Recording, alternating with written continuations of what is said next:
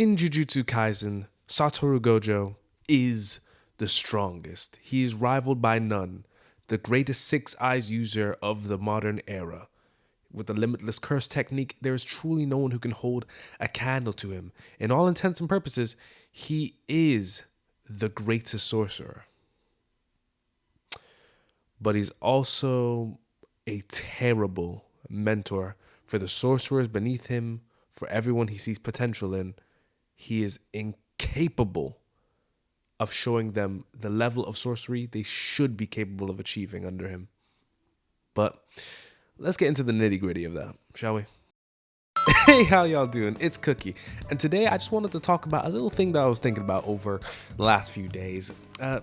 Satoru Gojo, but just Gojo, and the fact that, yeah, he is by far the heartthrob of the shonen community, but like between him and Sung Jin Woo, there really is no debate in terms of who the people are lusting over and how he is essentially the strongest. But I also wanted to talk about the fact that because he is the strongest, he is not a great teacher. He actually fails, in my opinion, at being a teacher to the Jujutsu Kaisen students within the series. And there's a lot of shortcomings, and I just kind of wanted to get into it. I just wanted to talk a little bit about it. So without further ado, let's take it from the top. So Satoru Gojo, six eyes user, limitless curse technique. He is truly unparalleled in the Jujutsu Kaisen universe, bar that of maybe characters of Sukuna and let's not even get into the manga stuff because I barely know what happens in the manga. But Gojo is the strongest. He's developed his curse technique from a very young age. He was born with the six eyes and the limitless curse technique, essentially making him untouchable. And that's kind of where the problem starts. Satoru Gojo is an individual who has been born at the pinnacle of all of Jujutsu. He never really had to, I don't want to say he didn't have to try, because he sure did. He had to develop his understanding of curse energy and his whole curse technique as a whole. But from the moment he was born, he was necessarily already, he was a special grade from the instance he had both the six eyes and the limitless curse technique, which makes him just busted, untouchable. But it's because of that fact, technically because he's never necessarily struggled in the traditional sense, he's always had this base understanding of cursed energy that he never really knew how to apply it per se. He could apply certain properties to his own curse technique, like reverse curse technique, red, blue, purple, all of that, but he didn't really deepen his understanding in terms of a level where he struggled to really come to grasps with it, and then he can impart that knowledge onto other people. If you're born with something innately, do you truly believe you are capable of then teaching someone that understanding when you are just born with an understanding of the whole power system of your universe? It's wildly unfair. So yeah, in that regard, you can't necessarily blame Gojo for that he didn't have to struggle, but at the same time, it's not what, it doesn't help him in being a teacher or a mentor to the new Jujutsu Kaisen students, from Yuta to all the way to Megumi, Nobara, and Yuji, right? And let's move on swiftly because there's a lot more points that aid into the idea that Gojo is not a good mentor. One of my biggest gripes with Gojo, right, has to be the fact that yes, he's really cool, he has these really strong abilities, and he applies curse energy so well. His understanding is 10/10. But when it comes to his students, he takes this approach of, I'm going to show you, and I'm definitely not going to tell you how this works in a traditional sense, right? Gojo, there was an instance where Gojo had taken Yuji to, well, one of the disaster curses, Jogo, right, to show off what a domain expansion. But he doesn't really tell you what a domain expansion is. He kind of tells you what can be applied to a domain expansion, the sure hit effect, the fact that if two domains overlap, then basically there's going to be a clash and the stronger and more refined domain will win in that regard. All of that, he kind of tells you all of that, but he doesn't tell any of his students how to reach that level of jujutsu. He always says it really vaguely. He says this is the pinnacle of jujutsu, or this is the level that you could potentially be capable of achieving if enough time and effort, but not many people are. Maybe you could.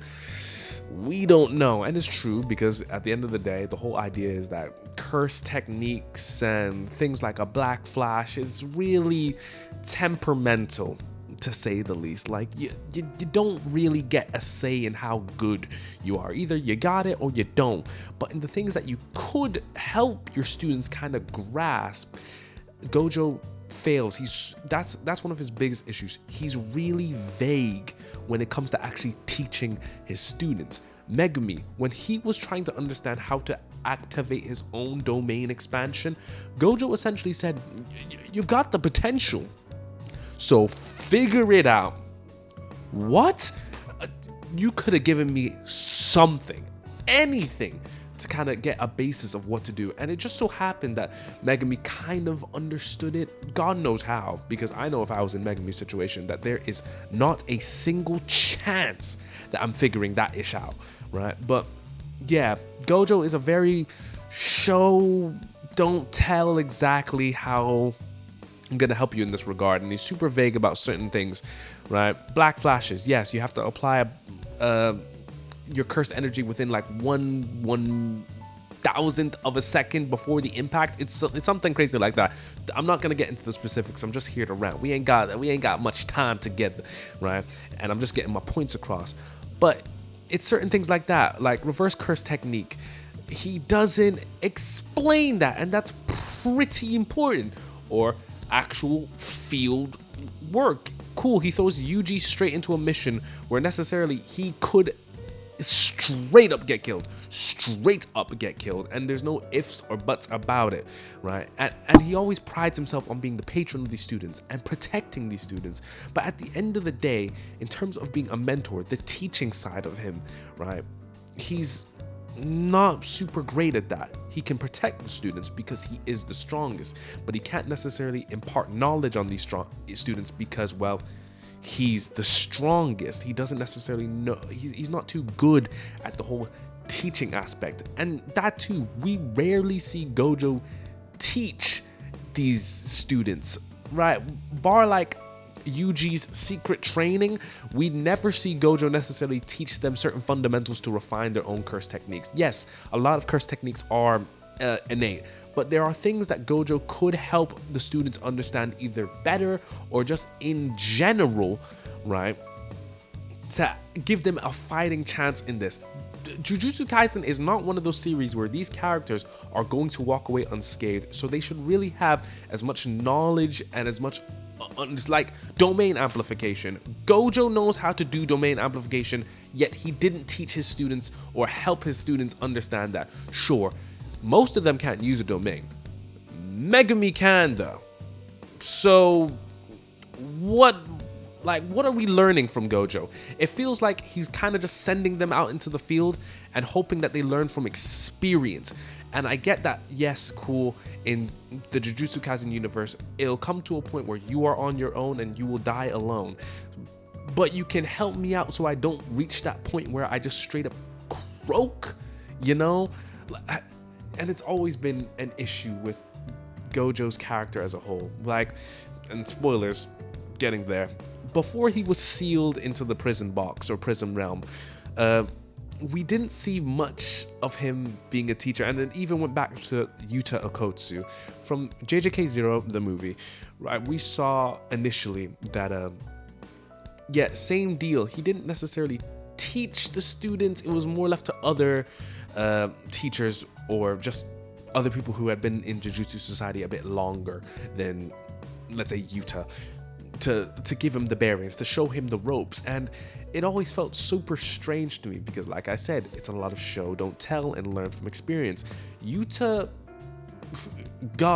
learned basically the majority of what he needed to do about his sword play from Maki, and I guess, yes, Gojo's not a fighter, but he could help refine certain things about his cursed energy. Yuta's cursed energy output is astronomically high, and it's just wasteful at the end of the day. I feel like there should have been a way for like Gojo to help him circumvent that in some way, shape, or form. But Gojo's never around long enough to actually be a mentor. Because he's the strongest, his time is so split up, so divided, that he's never around to actually teach his students. And he prides himself on being this protector, this patron, right? And for the most part, he's a good patron. He's a good protector, just not a good mentor figure. He doesn't give anything for these students to really aspire towards, aside being the strongest. And that leads me to my next point. Strength does not equate to you being a good teacher. Gojo is the strongest definitive, right? Bar Sukuna in the Heian era, right? Gojo is the strongest as a definitive threshold for a sorcerer, right? But like I said, that doesn't make you a good teacher in any way, shape, or form, right? And I feel like Gojo is actually better when it comes to recruiting and like seeing potential. Like Gojo is a better recruiter to Jujutsu Kaisen or like Jujutsu Society than he is as a mentor. And I've never really understood why he's even gotten the title as a mentor, bar the fact that he helps these students in a political way or stop them from certain circumstances like an execution or unfair or unjust termination, stuff like that. Gojo is really good at sensing a character's potential. Megumi, he saw great potential in him from his father and that fight and everything, but he just sensed the 10 shadows technique he was gonna do bits with at the end of the day. Nobara, he saw potential in that, and to be fair, Nobara's curse technique, slept on, really powerful. It's soul touching, and I think that's something that Gojo definitely saw. Yuji, he's just superhuman at the end of the day, but there's a certain innate factor that he's a vessel of Sukuna. He can hold Sukuna back. He sees the potential in having someone like Yuji, and that's where it stops. Good recruiter, bad teacher, right? And it does feel like at times he sends his students into situations where they are not ready, but I also guess that he doesn't necessarily have a say completely in all of it. Right, he has threatened the higher ups that if any of my students can't bite the bullet, then your ticket is punched. But I always felt like Gojo isn't necessarily setting up his students for the best results. Like, we could have had a couple more scenes that fleshed out Gojo as an actual teacher of cursed energy, because his understanding of it is so deep, but it's only so deep to him. That, like, why can't we have situations where instead of it just being lackadaisically explained by someone who has spent their entire life like focusing on that thing, right? When we have quite literally probably the individual who has the deepest understanding of cursed energy as a whole, right?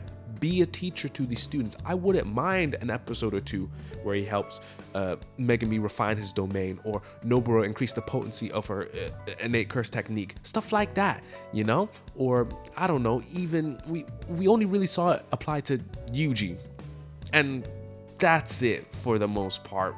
If at a push, I feel like we should have seen Gojo act as a mentor, and that's just kind of my gripe. That's all I really wanted to say.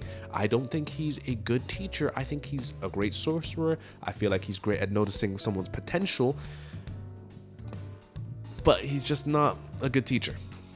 He's not. And if you guys have an argument for me, please, I would love to have this discussion down below. But like I said, I didn't have much time. I just wanted to rant about this random thought that came into my head. But please, ladies and gentlemen, if you would like to have a little conversation down below, please don't hesitate to drop a little comment down there. Please like, comment, and subscribe if you did enjoy the video, and if you've made it this far, thank you. Pleasure to meet you. All right, and I hope to see you sometime later on in the future. Have a great rest of your day.